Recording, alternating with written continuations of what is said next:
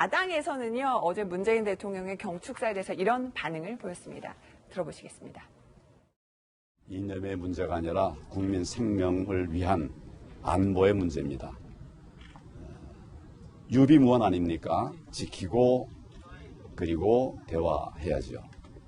다 지키지 못한 채 무너진 채 대화가 된다고 하면 과연 의미 있는 대화가 될까요?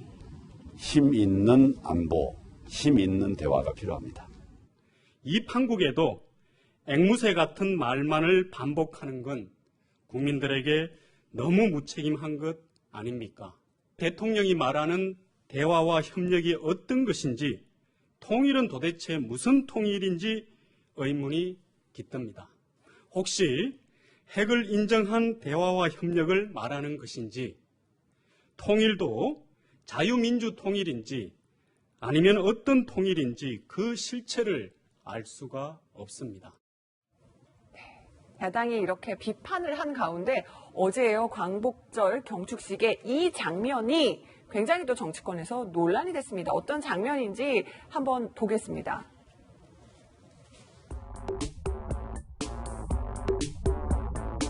우리 정부는 일본의 경제 보복에 물러서서는 안 됩니다. 한 발짝도 뒷걸음질 쳐서는 안 됩니다. 정부는 국민을 믿으십시오. 우리 국민은 정부를 굳게 믿고 있습니다. 일본 아베 정권은 큰 오판을 했습니다. 촛불혁명으로 탄생한 정부를 과소평가한 것입니다. 우리 정부는 일본의 경제 보복에 잘 대처하고 있습니다. 국민 여러분, 의연하게 잘 대처하고 있는 문재인 대통령께 격려의 힘찬 박수를 부탁드립니다.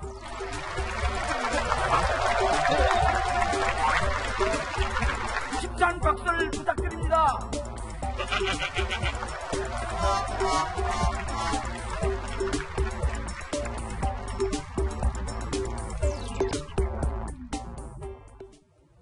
김원웅 광복회장, 힘찬 박수를 부탁드립니다 하는데요. 자, 김광선 변호사님, 그냥 정치 뭐 이런 거 떠나서 그냥 일반 시민의 입장에서 야당 대표 혼자 이제 박수를 안 칩니다. 어떻게 보셨어요?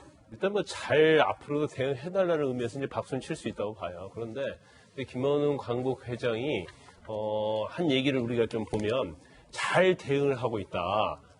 그리고 촛불 정부로 태어난 이 정부를 과소평가하고 있다. 이렇게 얘기를 하고 있거든요. 근데 황교안 대표는 자유한국당에서 계속 한 얘기는 잘 대응하고 있지 못하다고 계속 공격을 해왔단 말이에요. 근데 잘 돼왔기 때문에 박수를 쳐달라. 근데 거기에 대해서 황교안 대표는 동의할 수 없었을 거예요. 그래서 이제 저 부분에서 본인이 뭐 그냥 멀쩡하게 그러니까 이제 메모하는 그런 어떤 것처럼 일부러 안 쳤다. 그렇죠. 이런 가능성이 있다고 보는데, 근데 어제 문재인 대통령이 경축사 하는 과정에 있어서 보면 또 황교안 대표 박수를 거의 치지 않았습니다. 근데 물론 이제 김원웅 광복회장이 저 자리는 말이죠. 광복회장하고 광복회하고 정부가 주최한 자리예요. 그래서 국민에 대한 어떠한 행사라고 볼 수 있기 때문에 저는 어떤 대통령이랄지 개인에 대해서 박수를 쳐달라 이런 것 자체는 사실은 적절하지 않다고 봐요. 왜냐하면 일반적으로 정치 행사 가면 그런 얘기를 많이 합니다. 특히 연단에 올라가면 누구 박수 쳐달라, 아니면 사진 모임도 가면 뭐 고생하는 회장이 박수를 쳐달라 이렇게 할 수 있지만 저 자리는 그런 자리는 좀 다르거든요. 그래서 저 부분은 좀 부적절했다고 보고 거기에 대해서 황교안 대표 입장에서는 박수를 안 칠 수 있다고 봐요. 하지만 문재인 대통령이 경축사 하는 과정에서 보면 뭐 평화경제랄지 아니면 우리 미래에 대한 비전을 제시하잖아요. 근데 미래에 대한 비전은 얼마든지 당연히 대통령에서 제시할 수 있는 거고 2045년에 통일이 될 수도 있고 안 될 수도 있어요. 그러면 저거 자체는 비전 자체는 비판할 것이 아니거든요. 그러면 그런 대목에서는 야당의 대표가 예의적인 차원에서라도 이제 박수를 쳐줬으면 좋겠다는 생각이 들고, 근데 제가 자유한국당과 관련해서 한 말씀 좀 드리고자 한다고 하면 하고 싶으신 말씀이 많으셨군요, 변호사님. 지금 수출 규제와 관련해서 또 북한에 관련해서 정부와 대통령 또 아니면 여당에서 하는 것에 대해서 모든 것을 비판합니다. 근데 저는 개인적으로 볼 때 모든 게 비판할 건 아니에요. 그중에 잘한 것도 있거든요. 그러면 우리가 이제 비판의 설득력이라는 얘기를 하고 싶은데, 비판을 어떠한 비판 자체를 국민한테 설득을 받으려고 하면 잘한 건 잘했다고 하고 못한 건 못했다고 이렇게 비판을 해야지 국민이 자유한국당의 비판은 정당성이 있다고 생각을 하거든요.